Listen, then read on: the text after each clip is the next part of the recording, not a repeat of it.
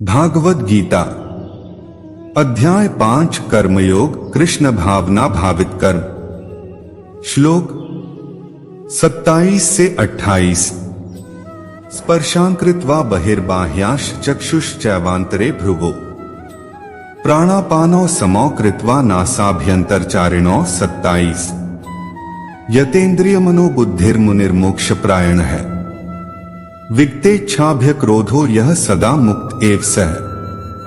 भावार्थ, समस्त इंद्रिय विषयों को बाहर करके दृष्टि को भौहों के मध्य में केंद्रित करके प्राण तथा अपान वायु को नथुनों के भीतर रोककर और इस तरह मन इंद्रियों तथा बुद्धि को वश में करके जो मोक्ष को लक्ष्य बनाता है वह योगी इच्छा भय तथा क्रोध से रहित हो जाता है। जो निरंतर इस अवस्था में रहता है वह अवश्य ही मुक्त है। तात्पर्य, कृष्ण भावनामृत में रत होने पर मनुष्य तुरंत ही अपने आध्यात्मिक स्वरूप को जान लेता है, जिसके पश्चात भक्ति के द्वारा वह परमेश्वर को समझता है। जब मनुष्य भक्ति करता है तो वह दिव्य स्थिति को प्राप्त होता है और अपने कर्म में भगवान की उपस्थिति का अनुभव करने योग्य हो जाता है। यह विशेष स्थिति मुक्ति कहलाती है। मुक्ति विषयक उपर्युक्त सिद्धांतों का प्रतिपादन करके श्री भगवान अर्जुन को यह शिक्षा देते हैं कि मनुष्य किस प्रकार अष्टांग योग का अभ्यास करके इस स्थिति को प्राप्त होता है।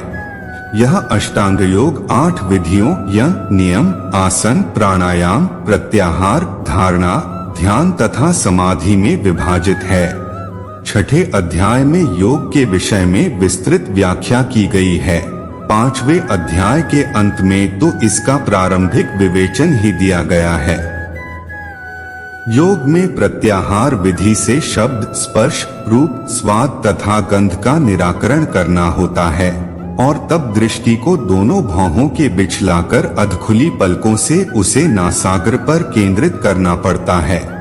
आँखों को पूरी तरह बंद करने से कोई लाभ नहीं होता, क्योंकि तब सो जाने की संभावना रहती है।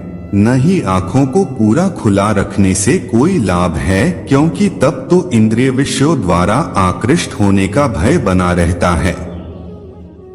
नथुनों के भीतर श्वास की गति को रोकने के लिए प्राण तथा अपान वायुओं को संयम किया जाता है।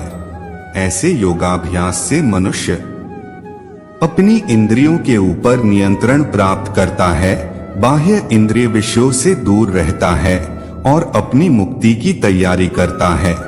इस योग विधि से मनुष्य समस्त प्रकार के भय तथा क्रोध से रहित हो जाता है और परमात्मा की उपस्थिति का अनुभव करता है। दूसरे शब्दों में कृष्ण भावनामृत योग के सिद्धांतों को संपन्न करने की सरलतम विधि है।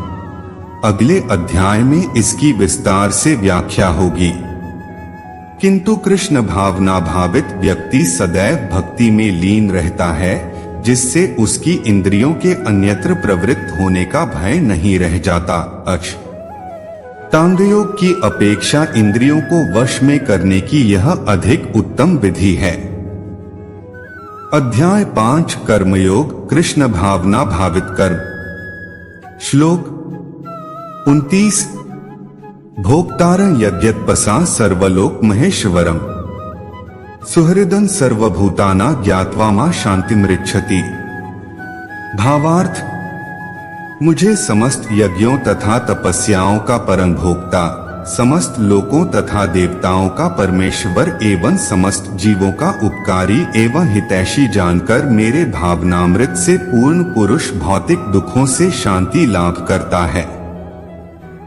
तात्पर्य, माया से वशीभूत सारे बद्ध जीव इस संसार में शांति प्राप्त करने के लिए उत्सुक रहते हैं, किंतु भगवद गीता के इस अंश में वर्णित शांति के सूत्र को वे नहीं जानते। शांति का सबसे बड़ा सूत्र यही है कि भगवान कृष्ण समस्त मानवीय कर्मों के भोक्ता हैं। मनुष्यों को चाहिए कि प्रत्येक वास्तु भगवान की दिव्य सेवा में अर्पित कर दें, क्योंकि वे ही समस्त लोकों तथा उनमें रहने वाले देवताओं के स्वामी हैं। उनसे बड़ा कोई नहीं है। वे बड़े बड़े देवता शिव तथा ब्रह्मा से भी महान हैं। वेदों में श्रविताश्रवतर उपनिषद भगवान को तमीश्वराणा परमं महेश्वरम कहा गया है। माया के वशीभूत होकर सारे जीव सर्वत्र अपना प्रभुत्व जताना चाहते हैं, लेकिन वास्तविकता तो यह है कि सर्वत्र भगवान की माया का प्रभुत्व है। भगवान प्रकृति माया के स्वामी हैं और बद्ध जीव प्रकृति के कठोर अनुशासन के अंतर्गत हैं। जब तक कोई इन तथ्यों को समझ नहीं लेता तब तक संसार में व्यष्टि या समष्टि रूप से शांति प्राप्त कर पाना संभव नहीं है। कृष्ण भावनामृत का यही अर्थ है। भगवान कृष्ण परमेश्वर हैं तथा देवताओं सहित सारे जीव उनके आश्रित हैं। पूर्ण कृष्ण भावनामृत में रहकर ही पूर्ण शांति प्राप्त की जा सकती है। यह 5वां अध्याय कृष्ण भावनामृत की, जिसे सामान्यतया कर्मयोग कहते हैं, व्यावहारिक व्याख्या है। यहाँ पर इस प्रश्न का उत्तर दिया गया है कि कर्मयोग से मुक्ति किस तरह प्राप्त होती है। कृष्ण भावनामृत में कार्य करने का अर्थ है परमेश्वर के रूप में भगवान के पूर्ण ज्ञान के साथ कर्म करना। ऐसा कर्म दिव्य ज्ञान से भिन्न नहीं होता। प्रत्यक्ष कृष्ण भावनामृत भक्ति योग है और ज्ञान योग वह पथ है जिससे भक्ति योग प्राप्त किया जाता है।